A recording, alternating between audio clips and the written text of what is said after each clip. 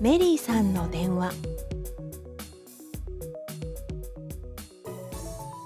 ある年の春、女の子が引っ越ししていました。明日から一人暮らしです。それまで実家でしたから、荷物をまとめているとき、忘れていた古いおもちゃをたくさん見つけました。あ、メリーさん。それは昔よく遊んだ人形でした。とても古くて汚くなっていました。汚い。早く捨てよう。女の子は他のおもちゃと一緒にメリーさんをゴミ置き場に捨てました。新しい家は駅の近くです。駅と家の間に郵便局とコンビニがありますからとても便利です。新しい家での1日目は荷物を片付けて疲れてすぐ寝ました。その夜、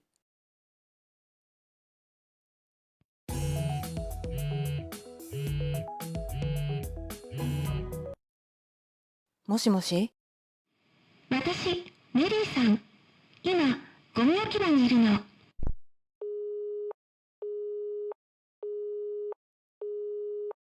メリーさん？いたずら電話か。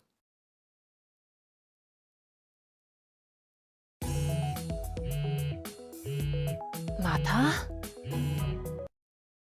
もしもし？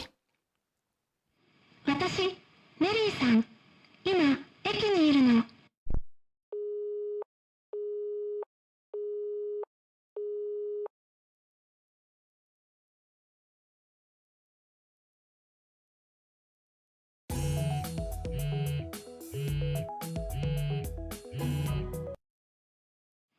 私、メリーさん。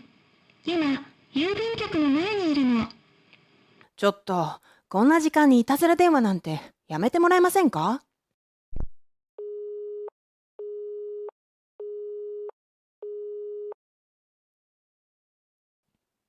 え、ちょっと待って。メリーさん？ゴミ置き場、駅、郵便局。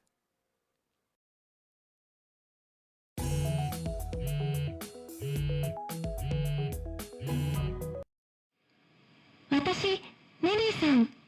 今、コンビニの前にいるの。誰？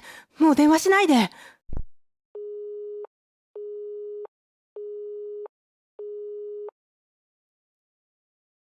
っぱり近づいている。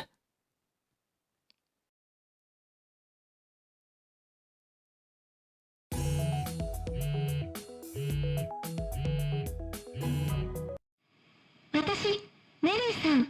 今、あなたの部屋の前にいるの。嘘でしょ？女の子は玄関のドアを開けました。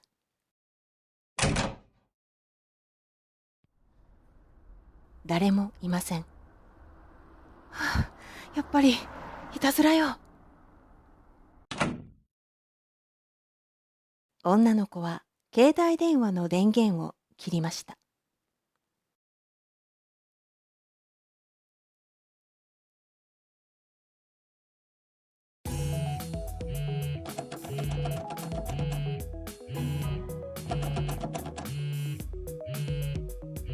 どうして鳴っているの？